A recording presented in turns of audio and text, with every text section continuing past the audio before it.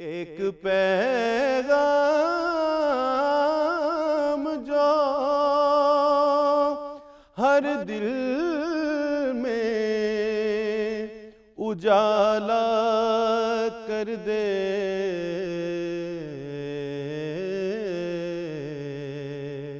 ساری دنیا کو سنانے کے لیے آپ آئے۔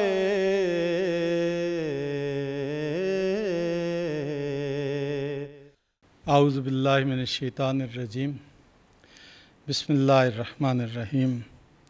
آج ہم بات اس وقت جو کرنے لگے ہیں وہ ہے حضرت صلی اللہ علیہ وآلہ وسلم کا جو ریاست مدینہ کا جو تصور ہے، جس کی ایک عملی شکل سامنے آئی، اس میں عوام کے ساتھ جو آپ کا ریلیشن شپ تھا، جو تعلق تھا یا ارتباط تھا، اس کی نوعیت کیا تھی۔ اس کے متعدد پہلوؤں پہ بات کی جا سکتی ہے۔ ہم اس میں جو زیادہ اہم اور بنیادی باتیں ہیں آپ کی خدمت میں وہ پیش کرتے ہیں۔ نمبر ایک یہ کہ جو آپ دین لے کے آئے ہیں اس کی بنیاد انسانی فطرت پر رکھی گئی ہے، اور انسانی عقل و شعور اور عالمی سچائیوں اور آفاقی صداقتوں پر استوار ہے وہ دین۔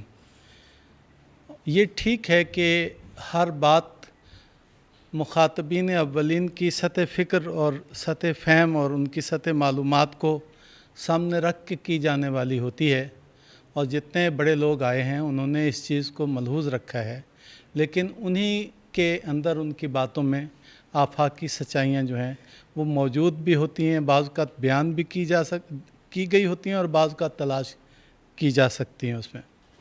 تو حضرت صلی اللہ علیہ وآلہ وسلم کی زندگی میں سے ایسے ہی ہم آفاقی اصول جو ہیں وہ تلاش کر سکتے ہیں۔ آپ کے اندر لَقَدْ كَانَ لَكُمْ فِي رَسُولِ اللَّهِ أُسْوَةٌ حَسَنَةٌ، یعنی خوبصورت نمونہ ہے۔ یہ جو حسنہ ہے، جو حسن کا مؤنث ہے، یہ پیارے کو کہتے ہیں، خوبصورت کو کہتے ہیں، زیبا کو کہتے ہیں، دل ربا کو کہتے ہیں۔ یعنی آپ کا زندگی کا نمونہ ہی ایسا ہے کہ اگر انسان کھلی آنکھوں سے اس کو دیکھے تو اس کی طرف جذب ہوتا چلا جائے۔ یعنی آپ نے جو لوگوں سے ساتھ رشتہ استوار کیا وہ بالکل فطرت کے ساتھ تھا، یعنی آپ کا کردار، آپ کی باتیں، آپ کے رفتار ایسا تھا اور آپ کا خلق ایسا تھا کہ لوگ اس کی طرف جذب ہوتے تھے۔ انسان کی فطرت کے اندر چونکہ علم دوستی ہے اور انسان جو ہے وہ اچھائی کو پسند کرتا ہے، انسان خیر کا طالب ہے، انسان محسن کا قدردان ہے، تو پھر انہی آفاقی اور فطری حقیقتوں کی بنیاد پر ہی آپ کی ساری جو ہے وہ دعوت استوار تھی۔ یہی وجہ ہے کہ جب آپ نے آغاز ہی کیا اس پر تو آپ نے پہلے اپنی سچائی کی لوگوں سے تائید لے لی کہ میں تمہیں کیسا انسان لگتا ہوں۔ تو لوگوں نے کہا کہ آپ جو باقی تفصیل آپ اس کی جانتے ہیں، لوگوں نے کہا آپ سچے ہیں، جو آپ کہیں گے ہم اس کو مان لیں گے۔ یعنی یہ 40 سال جو گزشتہ ہیں وہ اس کی بنیاد بن گئے کہ آپ نے اپنا کردار لوگوں کے سامنے پیش کیا۔ دوسری بات جو میں یہ کہنا چاہتا ہوں وہ یہ ہے کہ آپ نے جو عوام کے ساتھ، لوگوں کے ساتھ جو آپ کا طرز عمل ہے وہ برابر کے قانون کی بنیاد پر ہے، مساوات کی بنیاد پر ہے۔ جو توحید کا آپ نے تصور پیش کیا، غور کیجئے گا، یعنی خدا ایک ہے تو وہ سب کا خدا ہے، میرا بھی ہے اور آپ کا بھی ہے، مرد کا بھی ہے اور عورت کا بھی ہے، وہ خدا سب کا ہے۔ یہی وجہ ہے کہ جب نماز کے لیے صفیں باندھی گئیں تو غریب، امیر، غلام، آقا، مولا، کسی میں فرق نہیں رکھا گیا۔ بہت سے علماء اس بات پہ زور دیتے ہیں کہ مقاصد شریعت کو پہلے جاننے کی ضرورت ہے، شریعت جاننے سے پہلے۔ وہ لوگ جو کبھی حسن و قبح عقلی کے نظریے کو قبول نہیں کرتے تھے، آج وہ بھی فلسفہ احکام کو بیان کرتے ہیں کہ نماز کا کیا فلسفہ ہے، سجدے کا کیا فلسفہ ہے، تو وضو کا کیا فلسفہ ہے، تو احکام نجاسات و طہارات کا کیا فلسفہ ہے، اور روزے اور حج کا کیا فلسفہ ہے۔ فلسفہ کیا ہے؟ یہاں وہ فلسفہ نہیں ہے جس کو ہم حکمت کہتے ہیں، جس کے پیچھے ابو علی سینا اور اشراق اور ملا صدرہ کا نام آتا ہے۔ یہاں فلسفے سے مراد اس کا مقصد ہے، یعنی کسی چیز کا مقصد، اس کو بھی ہم فلسفہ کہتے ہیں۔ تو یہ جو چیزوں کے مقاصد پیچھے احکام کے موجود ہیں، اگر ہم اس کو پہنچ جائیں تو آپ یقین کریں بہت ساری چیزوں کے اندر سے اختلاف ہی ختم ہو جائے۔ تو آپ کا جو تصور توحید ہے وہ اس طرح سے انسانوں کو جوڑنے والا ہے۔ اسی طرح اور جو میں نے ابھی مرد و زن کی بات کی، دیکھیں عورت، قرآن کہتا ہے نا کہ ہم نے تمہیں ایک نفس واحدہ سے پیدا کیا، پھر اس کا ایک ذکر ہوا اور ایک انثی ہوا، یعنی مرد و زن اس نفس واحدہ سے دو جو پیدا ہوئے، تو پھر بہت سے مرد اس سے پیدا ہوئے، تو بہت سی عورتیں اس میں پیدا ہوئیں۔ مرد بھی انسان ہے اور عورت بھی انسان ہے۔ اسلام نے یہ کامل تصور جو ہے وہ دیا۔ تو نبی پاک نے معاشرے کے جو انسانی حیثیت سے یعنی ایک طرح کا عملی انکار کیا گیا تھا عورت کا، یہی وجہ ہے کہ عورت کو میراث تو دور کی بات ہے، عورت تو ایک شخص مر جاتا تھا تو اس کی بیویوں کو بڑے بیٹے کی میراث میں چلی جاتی تھی۔ جب یہ معاشرہ تھا تو آپ نے اس عورت کو صاحب وراثت بنا دیا۔ تو اس طرح سے معاشرہ آپ نے مکمل کر دیا، یعنی عورت اور مرد دونوں، جب ہم عوام کہتے ہیں تو وہ یہ عوام میں سارے شریک تھے۔ وہ لوگ جواب دیں کہ جنہوں نے نماز اور مسجد سے عورت کو خارج کر دیا، نبی پاک نے نہیں کیا خارج۔ آپ نے خدا کے گھر کے نام سے جو عمارت بنائی وہ غریبوں کو لگتا تھا کہ اپنی اپنی سی ہے، خدا بھی اپنا اپنا سا ہے۔ کہتے ہیں احادیث میں یہ بات آئی نبی پاک کی خصوصیات میں کہ آپ صحابہ کرام کے ساتھ اس طرح سے دائرے میں بیٹھتے تھے، تو باہر سے جو آدمی نیا آتا تھا اگر آپ سے ملنا ہوتا تھا تو پوچھتا تھا کہ تم میں محمد کون ہے صلی اللہ علیہ وآلہ وسلم۔ یہ اس کا مطلب ہے کہ کوئی خاص علامت نہیں تھی، نہ کوئی ٹوپی، نہ کوئی پگڑی، نہ کوئی لباس، نہ کوئی اور خاص چیز جو آپ کو ممتاز کرتی لوگوں سے۔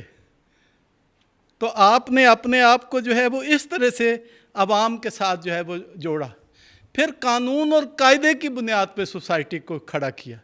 یہ جو میثاق مدینہ ہے، ابتدائی آپ نے ایک ڈاکومنٹ سے کی، بھئی اس بنیاد پر باقی ساری اقوام جو ہے وہ جتنی یہاں پہ مسلمان یا غیر مسلم ہیں وہ مل کے رہیں گے۔ یہ بڑی ایک اہم بات ہے اس میں کہ اوس و خزرج کے وہی عقائد تھے جو مشرکین مکہ کے تھے، تو سارے تو ابھی مسلمان نہیں ہوئے تھے، ان میں وہ بت پرست بھی موجود تھے جو ابھی ایمان نہیں لائے تھے، وہ بھی مسلمان بھی اور یہودی مدینے میں رہتے تھے۔ سب نے اس ایک ڈاکومنٹ پہ دستخط کیے کہ ہم اس سرزمین کا جو ہے وہ مل کے دفاع کریں گے۔ سب کو برابر کے شہری حقوق جو ہے وہ آپ نے دیے اس میثاق کے تحت۔ گویا آپ نے ایک ڈاکومنٹ سے ایک ریاست کی بنیاد رکھی ہے، اپنی مرضی، کہتے ہیں بعد میں مسلمان ہو یا غیر مسلمان ہو، اگر کسی نے خاندانی بادشاہتیں قائم کی ہے تو مسلمان نام رکھنے سے وہ اسلامی نہیں ہو جاتی۔ یہ یاد رکھیے گا کہ پہلے یہ ہے کہ قانون ہو، یہ بعد کی بات ہے کہ قانون کیا ہو۔ پہلے یہ کہ قانون ہو سوسائٹی میں، پھر اس کے بعد وہ قانون سب کے لیے برابر ہو، پھر اگلا یہ بات ہے کہ قانون بہتر کون سا ہے، بہتر کون سا نہیں ہے، لیکن جو بھی قانون ہو وہ سب کے لیے مساوی ہو۔ ایک اور چیز جو بڑی اہم آپ کی زندگی میں عوام کے ساتھ جڑے کے اعتبار سے آپ دیکھ سکتے ہیں وہ مشاورت ہے۔ اس کی مثال میں آپ کو، ویسے تو پوری زندگی میں آپ کے مشورے صحابہ کرام کے ساتھ محافل آپ کو نظر آئیں گی، لیکن آپ دیکھیں کہ جب احد کے لیے پتہ چلا کہ حملہ ہونے والا ہے اور کفار مکہ جو ہیں مشرکین وہ حملہ کرنے لگے ہیں، تو آپ نے صحابہ، جوان، بزرگ جتنے تھے، تجربہ کار، سب کے ساتھ مشورہ کیا کہ ہم مدینے کے اندر رہ کے دفاع کریں یا باہر نکلیں۔ تو جو जवान थे, उनके अंदर खून जोश मारता था, उनका बाहर निकलेंगे हम मैदान में जाके जो है उनका मुकाबला करेंगे। आपकी अपनी राय भी ये थी कि मदीने के अंदर बेहतर रहेगा, लेकिन बहरहाल कसरत की राय ये थी तो आपने उसको तस्लीम कर लिया। तो फिर ओहद का जो भी नतीजा निकला, बाद में कहते थे सहाबा कराम के नबी पाक की उस वक़्त हम राय मान लेते, लेकिन ये कि नबी पाक ने उसको कबूल किया। अब जो भी नतीजा निकला वो सब शरीक हैं उसमें। अगर आप मशवरे पे अमल ना करें और सबको शरीक मशवरा, सेंस ऑफ पार्टिसिपेशन न दें, तो फिर नताइज भी हुक्मरानों ने खुद ही भुगतने होते हैं। अब आम के अंदर अब बाद में क्या हुआ, जब एहसास पैदा हुआ कि वो हम बात मान लेते, तब भी अल्लाह ताला ने ये आयत नाजिल की, ये बाद में आयत नाजिल हुई उसके, शाविरहुम फिल अम्र, कि इनको फिर भी मशवरे में शरीक रखें, ताकि सबको जो है वो एहसास हो कि हम मुश्तरका तौर पर हमने अपने जो है वो फ़ैसले करने हैं। मक्के के लोग ज़्यादातर तजारत पेशा थे, मदीने के लोग किसान थे, बागात थे उनके खजूरों के, ये मशहूर भी था उस ज़माने में।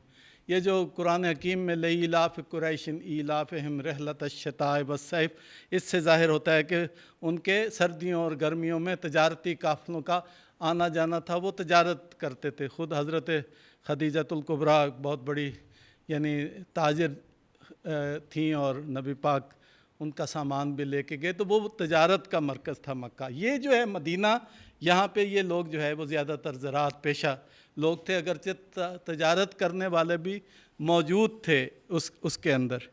आपने सबसे कहा कि जिसके पास अम्वाल हैं वो अपने अम्वाल में से सालाना इतने % जो है वो अदा करेगा रियासत को, ताकि वो जो लोग इस काबिल नहीं हैं कि उनकी ज़रूरियात पूरी की जा सके, वो इन अम्वाल के अंदर। और ये ज़रूरी था, जैसे नमाज ज़रूरी थी इसी तरह से ज़कात जो है ये ज़रूरी थी। मेरा ख़्याल ये है कि ज़कात के मसले में जो जिन चीज़ों पे बाज़ लोग अड़ गए हैं, उनको मसले को यूँ देखना चाहिए कि जो मसारिफ हैं ज़कात के उनको पूरा होना चाहिए, ना कि नसाब को पूरा होना। यानी नसाब बनता है मसारिफ को सामने रख के, गौर कीजिएगा, ना ये कि नसाब को सामने रख के मसारिफ का जो है वो तयन किया जाएगा।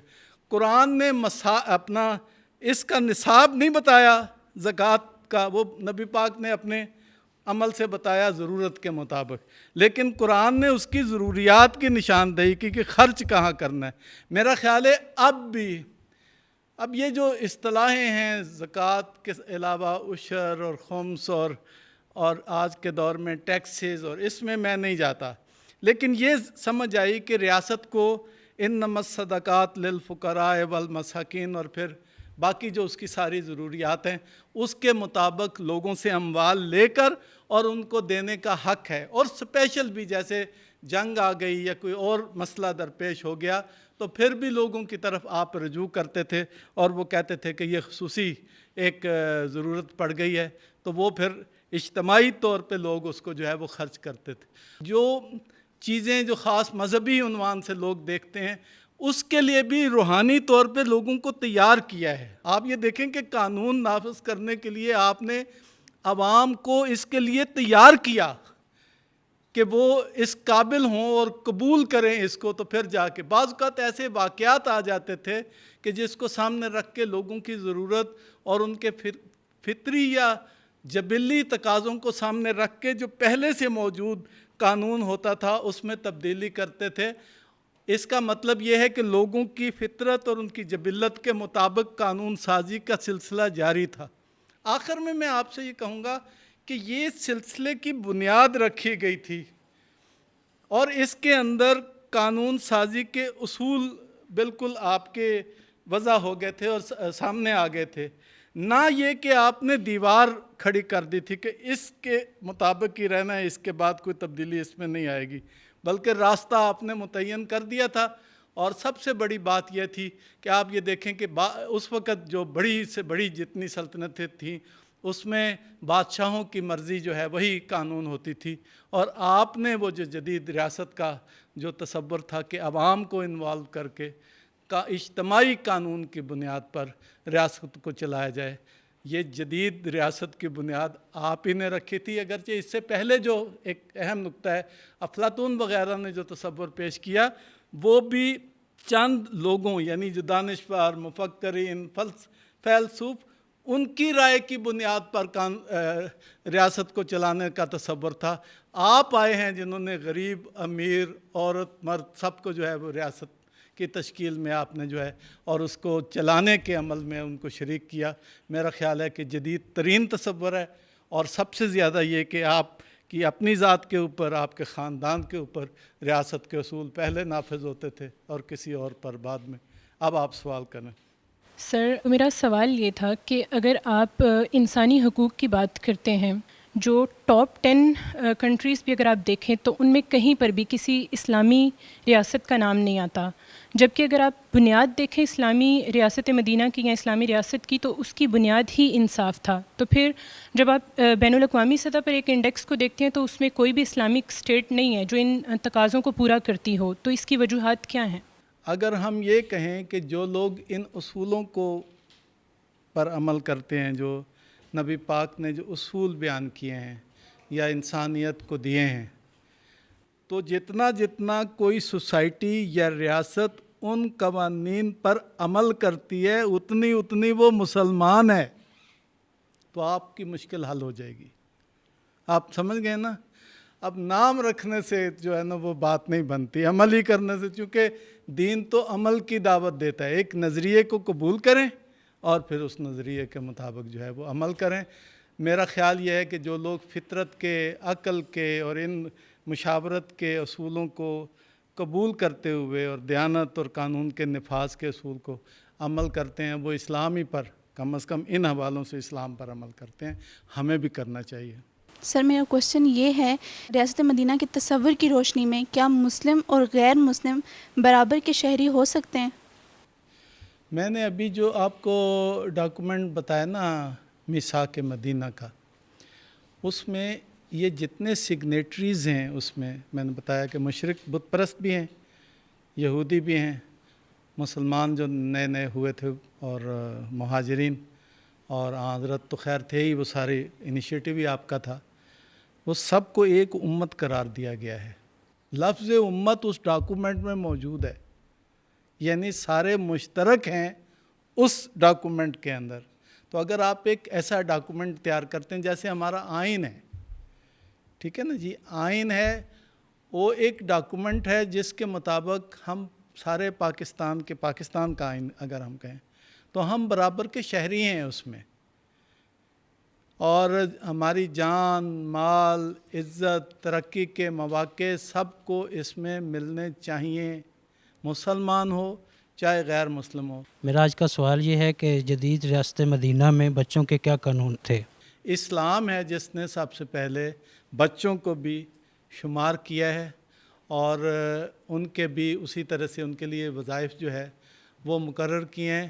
یہ اسلام ہے جس نے، آج دنیا کہتی ہے کہ ماں کا دودھ جو ہے وہ بڑی اہمیت رکھتا ہے، قرآن حکیم ہے جس نے کہا کہ 2 سال جو ہے وہ ماں اس کو دودھ پلائے، اور اسلام ہے کہ جس میں علماء کہتے ہیں کہ اگر ماں دودھ پلانے کے لیے اضافی اجرت شوہر سے طلب کرے تو وہ اس کا حق ہے، کیونکہ اس کو اس دوران میں زیادہ غذا کی اور خصوصی غذا کی ضرورت بھی ہوتی ہے، تو وہ شوہر کے اس پیسوں سے وہ پوری کر سکتی ہے۔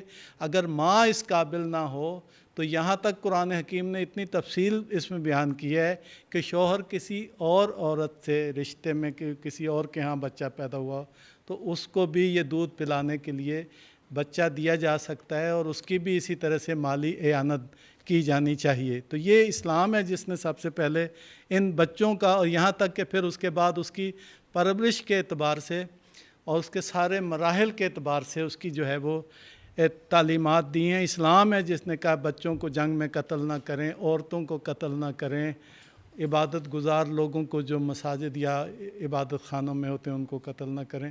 تو بچوں کے حساب سے اسلام نے خصوصی احکام جو ہے وہ دیے۔ سر میرا کویسچن یہ ہے کہ ریاست مدینہ کی روشنی میں خواتین تعلیم، کھیل اور دیگر شعبوں میں کیا اہم کردار ادا کر سکتی ہیں؟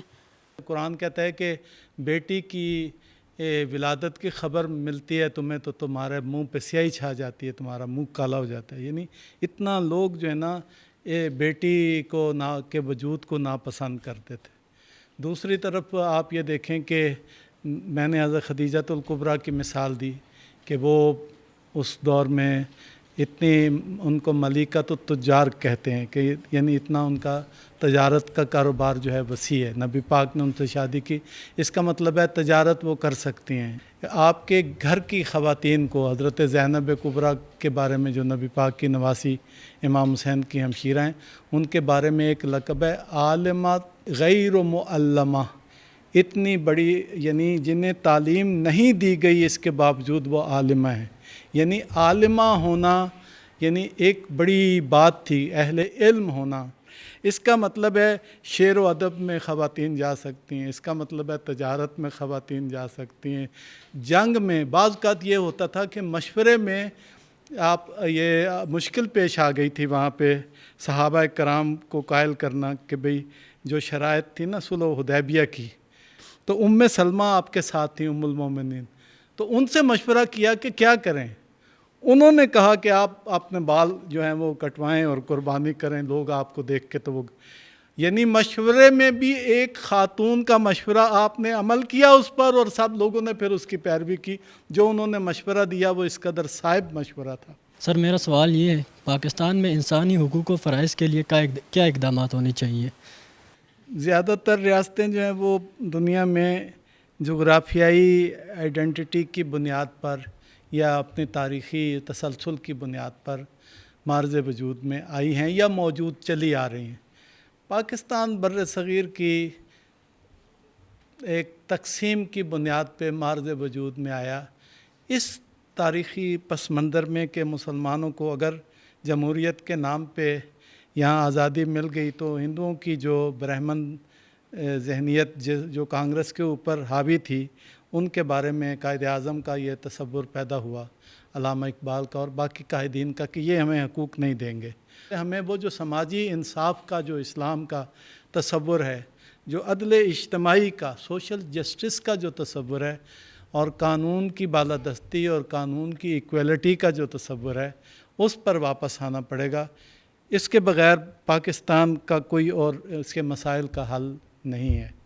آج ہم نے عوام اور ریاست مدینہ میں عوام کی جو اثر و رسوخ تھا، اور نبی پاک نے جو معاشرے کے اندر عوام کے ساتھ مل کر ان کو شریک کر کے ایک تصور دیا اس دور میں جدید ریاست کا، جو آج بھی نہایت ہی جدید ہے، اس پر ہم نے بات کی. اور آپ نے اس کے مختلف پہلوؤں پہ جو سوالات کیے، اس سے اندازہ ہوا کہ میرے سامعین جو ہیں وہ بہت ہی غور و فکر کرنے والے ہیں اور بڑے لائق اور ذہین لوگ ہیں. میں توقع کرتا ہوں کہ ہمارا جو پیغام ہے اپنی روح کے ساتھ آپ کے توسط سے دوسروں تک پہنچے گا. ایک مدت سے بھٹکتے ہوئے انسانوں کو